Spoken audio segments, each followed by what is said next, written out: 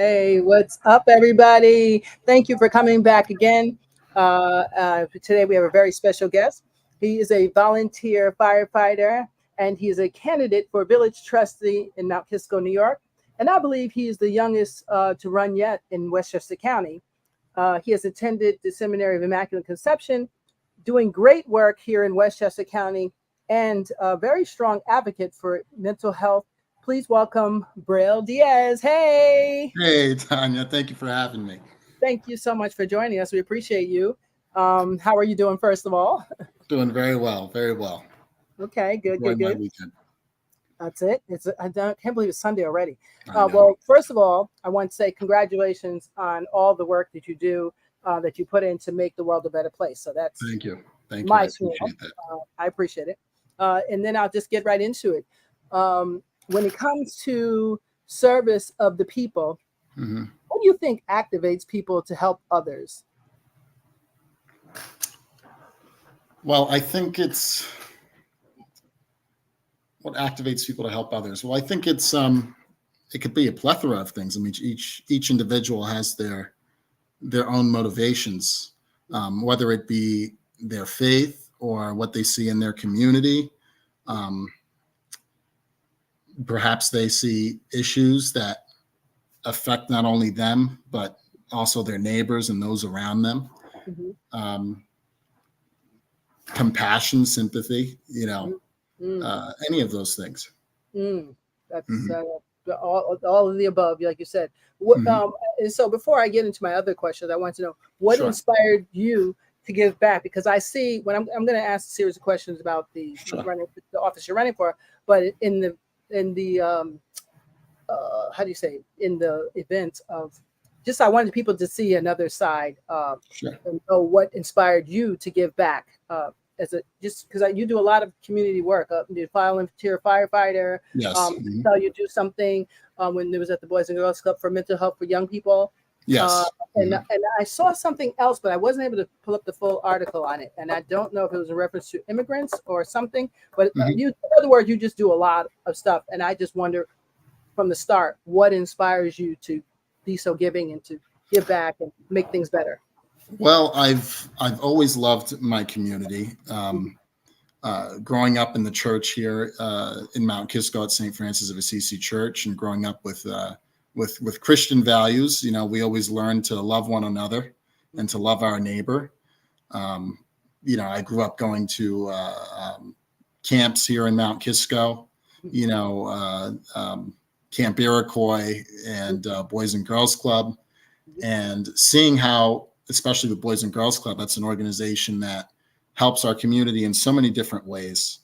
Provides a place for children to stay after school while their parents may be still working, provides community service programs. And I guess growing up with that, I guess it instilled certain values, that I choose to carry on in my adult life.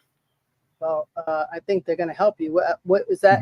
Well, what inspired you to run for Village Trustee, and what specific goals do you hope to achieve if you're elected? Sure. Well, I think it was a number of things that really inspired me. As I stated before, it's a community I've always loved, and as a young person, I'm only 23 years old. As a young person, I want to have my future in Mount Kisco. I'm one of the people that, I want to stay in my community, maybe have a family, and I want to make sure that, for the future generations, that we have a successful and a growing community, a developing community. And with recent events that have taken place in Mount Kisco, you had the Leonard Park, the building of the cell tower in Leonard Park. As I mentioned before, I went to Camp Iroquois. I grew up going to Leonard Park almost every day during the summer. I just thought to myself, well, that's not something any true resident of Mount Kisco, it's not something that they would support. We love our parks. We love our green spaces. Yeah. And so I realized that there may be a little disconnect, perhaps between some people who have been in office or who are in office, and the everyday residents of the village. And so that inspired me to run, because I bring that experience of growing up in the village. Yes, and that how has your experience as a volunteer firefighter also influenced? Has that influenced your perspective on the local community and government issues? Sure. I mean, as a volunteer firefighter, you get to see certain parts of the community that not everyone gets to see. You get to see people maybe at their worst moments. You get to see, how the community comes together in times of hardship. You get to see how our community is dependent upon our volunteers, right? I mean, we have a volunteer fire department, a volunteer ambulance corps, and we depend on them to provide a very essential service to the community. You also see, the dangers that may be in the community, right? I'm talking about perhaps overcrowded housing is a major issue in Mount Kisco. I feel personally, I'm not speaking on behalf of the fire department, but on behalf of myself, but I feel personally poses a danger. Imagine if there's a fire in an overcrowded house. In fact, we did have that last year. I believe it was, and so it inspires me to come up with solutions, for that. Absolutely. What plans do you have on addressing the needs and concerns of the younger people like yourself, younger residents, and the Mount Kisco seniors? Because I don't like leaving out my seniors. Sure, of course not. Of course not. Well, I have multiple plans. Look, one of the things that I can think of is I want to start having a sort of an outreach program to our youth. Okay. We have a lot of committees and various boards that people can volunteer to be a part of and work for the village. And if we invite our youth to be involved in that, whether it's on the recreation committee or any of the various committees, I think it's important for our youth to get involved.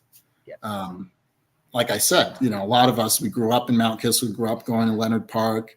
We grew up going to the pool, and perhaps if young people were part of the decision-making of how we run those different facilities, maybe we'd be able to attract more youth and get them more involved. Brilliant. I like that. I like that whole idea, because I remember growing up, it's like if you don't go to the town meetings, you really don't know what's going on. Exactly. A lot goes on in those town meetings that you'd be like, wait, what? What about this town?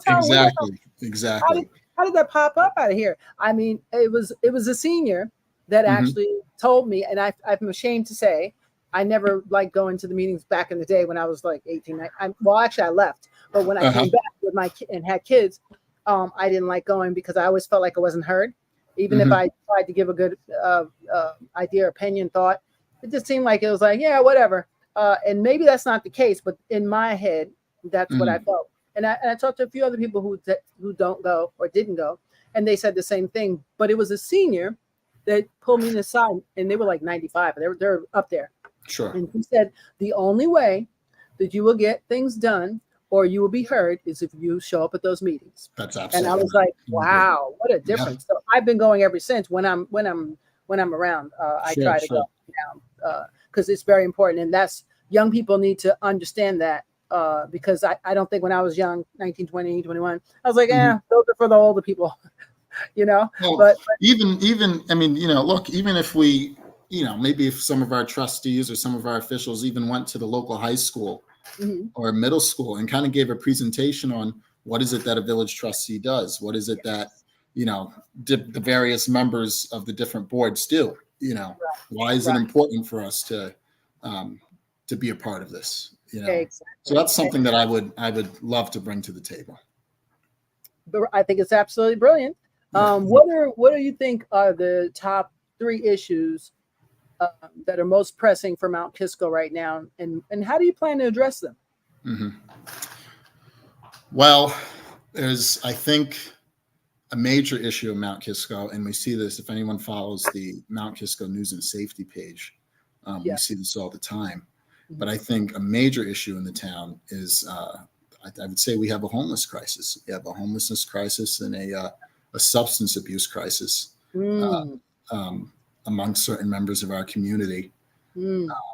I would say really that's number one, because not only does it, and I hate to say this, but not only does it kind of lower the reputation of the community because it's very evident when you're out in the downtown area, but it also drains our resources as a village, and it really needs to be addressed. One way I would address that, number one, is I think we need to,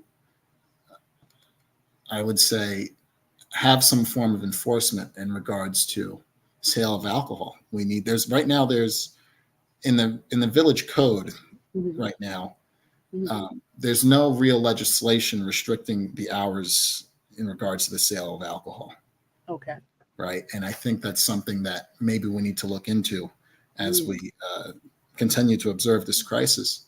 I think we need to look into maybe working with organizations like Neighbors Link. Yes.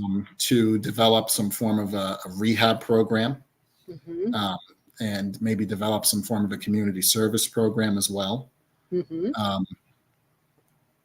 Yeah, that's actually a very good idea. I remember when Mel used to do the drug court. That was brilliant. Yes. I don't know if you know, but I'm a KSAC. I'm a credentialed alcohol counselor, but I didn't take the test. But I understand the power of addiction, how it can affect any of us at any given time. So it is very important that we address those issues as a small town, because those small town problems become big problems. Exactly. Big problem. Like every arena you can think of, whether it's your kids going into foster care, whether it's having to always be overworked and having to answer to someone doing a lewd act in a park or something, that will come back somehow or another. And so you're very on it to say, this is one thing we should probably be looking into addressing now. Right. I agree. Right. And a lot of, I've heard many people say, look, this is a problem that Mount Kisco has had for a long time. Well, my response to that is, well, just because we've had the issue for a long time, and in my opinion, from my personal observation, I think it's progressed significantly. But I think just because we've had that issue for a long time doesn't mean that we can't take action to try to address it. Right. Right. It's just a matter of how. Yeah. Right. That's amazing. What do you think about, because this is a big topic that I hear about, what's your thoughts on immigration in our town? We won't go worldwide, we'll stick to just our town. Well, look, I think it's a great thing that we have a very diverse community here in Mount Kisco. Mount Kisco has always had immigrants, whether it was the Irish, the Italians, or the Latino community. I myself come from an immigrant background. My mother's side of the family is Haitian. My father's side, Puerto Rican. And I think the immigrant community has a lot to offer. Yes, they do. And I think we should work with the immigrant community here in Mount Kisco. Absolutely. That's why I like Neighborhood Links. Because they try their best, but it takes more than one resource sometimes. So we have to be the change we want to see. We can't just say, okay, town, just use up all your budget and our tax money on one thing. Instead, I have to say, you know what? I'm going to start a nonprofit in this, and this is how I can help, whatever that is. I'm a firm believer that sometimes you can't put everything on just the town or the city, or you can't. Sometimes you got to step up as a citizen and say, right. You're absolutely right. And if that and whether it means you as an individual, stepping up in some kind of way, or maybe you're a member of certain organizations within the town, whether it's Neighbors Link or the Lions Club, or maybe I'm thinking even businesses could even help with that sort of situation. The hospital. I know the hospital is starting to cooperate with Neighbors Link on this issue. So hopefully in the near future, we're able to get something done and see a significant change. That sounds fabulous. So as far as like budget and finances, how will you approach the budgetary concerns and make sure that the village funds are allocated effectively to benefit all of the residents.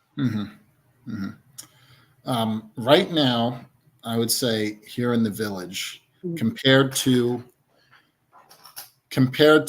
all of our neighboring communities or neighboring municipalities, I would say we have, number one, we have more affordable housing than all of our neighboring municipalities. That's by far, right? We have the lowest, and this actually came up in a village board meeting recently, but the prices for parking, right? You know, how much you pay is the lowest in the county. Please keep it that way, please. I'm begging you. Don't worry. I have nothing. No. But you know, unfortunately, and this is not really a village issue, or even a county issue, but New York State in general has become less and less affordable. So it is. At least on the village side of things, I would hope that we're able to keep our taxes low. And to kind of make up for that, I'm hoping that we could maybe increase development within the village of Mount Kisco. Oh, that's brilliant. I see where you're going with that. Yes. Whether that means inviting more businesses or more residences, you know, developing maybe certain lots that we have in the town that are not, that, you know, you observe is not really being used, such as the North Mosier lot, for example. Yes, I was going to say that vacant lots. I think that's correct. I see a lot of properties between Bedford Hills and Mount Kisco. And I'm like, what happened? Right. Yeah, I definitely need to get someone in that space, and that could be how the money comes back. Sure. I see totally where you're going. What skills and experience do you bring to the role of village trustee that you believe will be particularly valuable? I know you're a firefighter, so that's intel right away. Right. Well, definitely being a part of the local emergency services is a major skill. It allows me to see things that other people don't get to see, and see certain problems that maybe other people don't get to see and don't recognize. Another skill would be, as you mentioned before when you introduced me, my advocacy.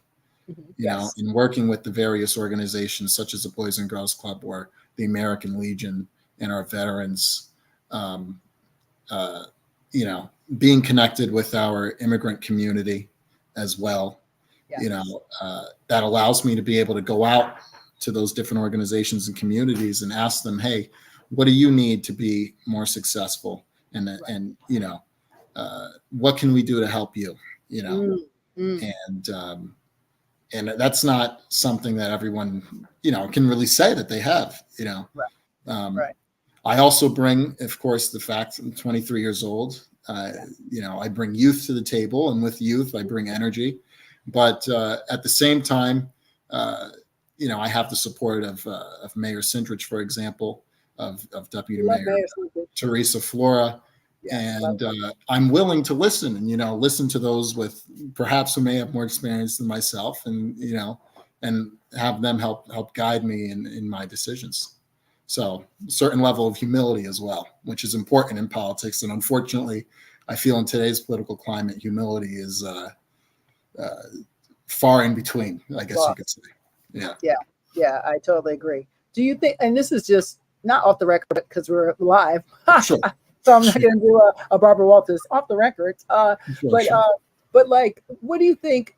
Do you think religion plays a role, or could play a role anywhere in our politics or in our society, as far as when we're making all these decisions for the community or people? Well, there's a separation between church and state that's very important, and we have to recognize that.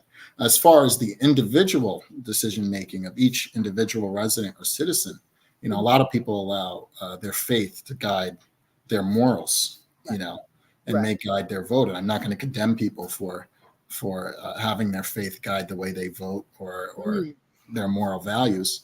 But of course, as a candidate for village trustee, or as potentially as a future village trustee, I would never allow my faith to influence my decisions. I mean, that would be a violation of the separation of churches. Right, separation. Right. Right. With certain things. Yeah, I always just ask when I say off the record, it's just because Sure. what is reality, which is separation of church, say you can't, and then, well, if there was a perfect world, we would be able to do X, Y, and Z. I just think sometimes we lose sight of that they're just doing the right thing. I believe it is. How do I say it? I just think when people do the right thing, it is more likely a sign to me that they have some spiritual awakening than not. That's just me. Sure, perhaps. Not everything, but just some things. I'm not sure how true that all is, but for me, perhaps if you have something in your heart, then you usually always do the right thing when you can. But that's just right. One of the beautiful things about here in Mount Kisco is that we have so many houses of faith here. Yes, we do. Yes. Whether it's, I belong to St. Francis of Assisi, Yes. Catholic Church, Yes. whether it's the Bet Torah, the Jewish temple, Yes. or the local Episcopal Church, or the other St. Francis. There's so many. Yeah. And we all work together. The Quakers. I'm a Quaker. Croton Valley. Wow. Yes, Croton Valley Meeting House. Got a shout out to Meeting House. Shout out to the Quakers. That's right. So yeah. There you go. Yeah. If you're looking for religion, we've got it in Mount Kisco. And take your pick. What do you call it? So as far as like when you're, I know you're running, but the how do you plan to work with other trustees and village officials, maybe who's been around a while, to achieve common goals and resolve conflicts? Sure. I think it's essential, as a legislative body, and this is probably what's missing, in my opinion, on the national level. It's essential that we have the ability to work together. Yes. And unfortunately, you see in politics today, people kind of get lost in party lines. That person belongs to this party, so I don't want to work with them, and that person belongs to that party, so we're not going to have discussions. No. I think it's essential that we work together. Whether it be having meetings together, public discussions. I happen, despite the fact that I'm running, I happen to have a pretty cordial relationship with Karen Schleimer, who's one of the individuals I happen to be running against. And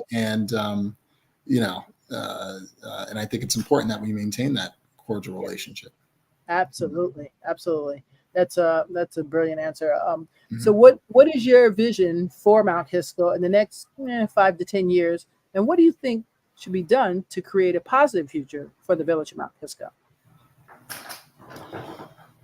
Well, 5 to 10 years, I hope to see a Mount Kisco with storefronts that are full of vibrant businesses. I hope to see residents who are prospering. I hope to see a peaceful community that works together. Young people working in our village government. I hope to see infrastructure that's well maintained and renewed. That's another issue here in the town is infrastructure. Right. And whether it be the maintenance of our roads, where you see a lot of the roads here in Kisco are actually not maintained by our local DPW in the town. They're maintained by Westchester County DOT and New York State DOT. So maybe a Mount Kisco where we develop a closer relationship with our local and state partners. I guess that's my vision. Right. Okay. Yeah. So that's amazing. I think you're going to do great, and you'll definitely have my vote for sure. What the last question for you? I know you're busy, and I appreciate you so much taking the time to come today. No, my pleasure. My pleasure. Yeah. What do you think is your biggest challenge in your role? That will be your biggest challenge in your role as trustee, and how do you plan to overcome it? What do if there is an obstacle? And you might have answered some of that already. So sure. Biggest challenge. I think there's a lot of challenges. It's true. I mentioned before community outreach, Mm-hmm. And I think that, I think that'll be a challenge because we have to get people to kind of care, we just look at the numbers, with the percentage of people who vote, it's very low, Yes. very low. Yeah. And, No, I know. and that shows something, and in order for us to be able to solve the issue, in order to solve the issues, you have to identify the issues, you have to get the issues out there, you have to get people to start caring, get people to start volunteering, Mm-hmm. so getting people to step up to the plate, that's a difficulty. Yes. As far as the issues are concerned, the homeless crisis is a very difficult issue, to deal with, because you have to balance between, look, I have people who are, sleeping in the woods, whatever, Right. maybe, public intoxication, and some people say, hey, we need to call the police. We need to do this. We need to do that. These people should be in jail, whatever. But then I have to balance that at the same time with saying, look, these people have a disease, Yes. they're suffering from a disease, and we have to have a certain amount of compassion, Absolutely. And yeah. Well, I'll chime in when you finish. Sorry. No. I mean, that's pretty much the gist of what I'm trying to say. Yeah. And it's as we look into this issue and try to create legislation to address this issue, we have to find a way to balance, between those two things, between punitive legislation and compassionate legislation. Right. No, absolutely. But you hit a point on the compassion part, and that's my addiction counseling speaking. Sure. But while it is rude and not nice to find people in the woods intoxicated at all, the part of that is because I've actually talked to some people who are here, those kind of people that you say you're doing whatever, just to get a gauge of like, I wonder why you're so drunk right now. It's 12 noon. Like, what's going on? It appears that a lot of people that are in those states, it's because they miss their family. They miss their home, but they have to be here so that their family can eat. I knew one guy, his daughter needed a surgery that cost way too much money. So he had to work 2 jobs, day in, day out. And so his only outlet was drinking with his friends. That was all, which to you and I'd be like, okay, dude, let's man up and let's responsibility. But that's not how it goes. What happens is, especially when you come from countries that were not, I can't speak now, high in addiction rate, especially alcohol. That was not even a thing except for like in little pockets. And now you're planted in a new place. You don't know anybody. You go to work 9 to 5. You're making like $7 an hour. And you got to hustle this money because your kid has cancer and in your country, and she ain't going to make it if you don't do this hustle. That's what I want people to think about before they say, oh, lock them up and put them away. I want them to say, wait, what do we need? Maybe we need rehab, and maybe we need to figure this out. Even if you want to send them back, that's fine if that's what you want to do. But we got to address that issue first, because without that, they'll just keep doing the same thing over and over and over again. Anyway, I agree. I appreciate you.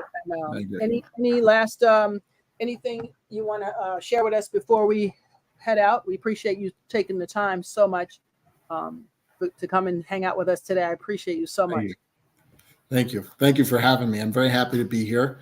We're more than, as a campaign, we're always looking for people to join us and to help us be a part of our ground team and get out and get the word out. If you want more information, you could always go on our website at what's that? www.mountkiscovip.org. Okay. And that's the Village Inclusive Party website, mkvip.org. Tell me if that's right. Wait a minute. I'm going to put it up there. Sure. Tell me, is that correct? It's mkvip. Oh, spelled it wrong. Wait. Spelled it wrong. Wait, go back. And wait. Edit. No, that's the wrong one. Okay, I'm going to get it right, guys. Give me a minute. Okay. Oh, I did it as a comment. That's what's wrong. I said, what is wrong with this? There's something wrong here. Something's wrong here. Okay, I'm going to do it. Okay. www.mkvip.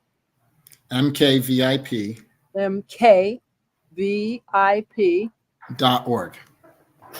.org. Okay. Yes. Now I should get this right, guys. Give me a second here. Let's see. It's popping. Let's go. There we go. Tell me about that. There you'll find information how to get in touch with us, and information if you want to donate to our campaign, or if you want to come out and support us, be a part of our ground team. You could also always go on any of my social medias, see what I've been up to. And really, I encourage everyone who's watching this, don't be afraid. Don't be afraid to go to your local town board meeting. And if you have an issue, don't be afraid to address your village trustees and say, look, this is going on in my area, or I'm having an issue with this, and is there anything you guys can do to help?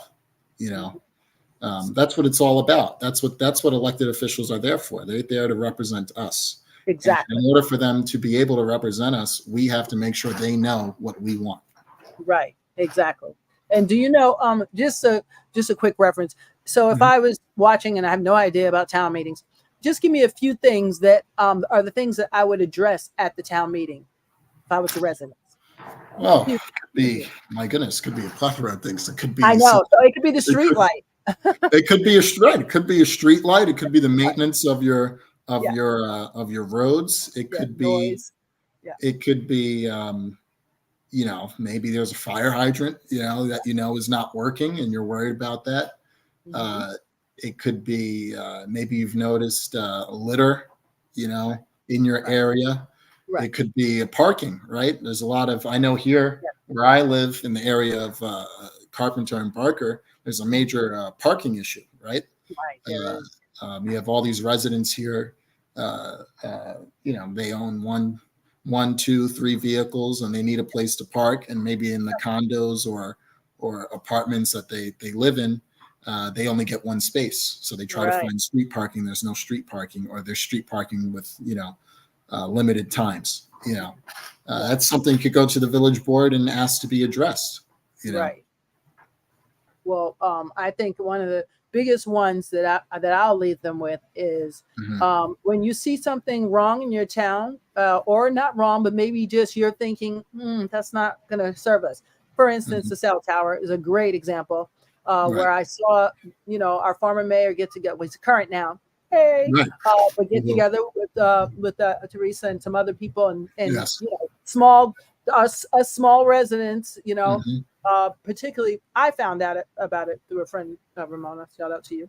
And I had that little networking within ourselves not took place, I would have never known that there was an issue of this tower going up. You know what I'm saying? So just a small thing like that, and networking with each other, saying, I'm going to be the change I want to see. Look where they're at now. We have 3 people. Well, the mayor was a former mayor, so we liked him. So he was and win no matter how you cut it. And then we got Teresa, and then we got her what's her name? Angie Guerrero. Angie, those are 3 people that said, you know what? We're not going to do this, and we're going to do something about it. That's what we have to do. Right. Stand up and be the change you want to see, and stop complaining. Absolutely. That's it. Yeah. So thank you so much. Absolutely. Thank you. Any last requests? I just like saying that. Don't ask why. I'm a comedian, so forgive me. Sure. I love it. But thank you so much, Braille. You are awesome, guys. Make sure you go out. When is the elections? November 5th. November 5th. Yes. There's a potential candidate here for Village Trustee, Braille Diaz. Remember the name, Braille Diaz. Remember the name. Yes. Vote VIP. Will be under the Mount Kisco Village Inclusive Party. That's right. There you go. Thank you so much for taking the time to come with us. We really appreciate you. I can't thank you enough. And anytime, you get in, I want you back again. Don't just. Oh, sure. Without a doubt. I really enjoyed this. Without a doubt. Okay, so we'll be seeing you soon. Hang out with me for 1 moment, guys. Sure. We will see you next week. And thank you so much for joining us. Okay, share this if you can, because somebody needs a word and somebody needs to know something that's going on in our town. So share. Thank you. Bye.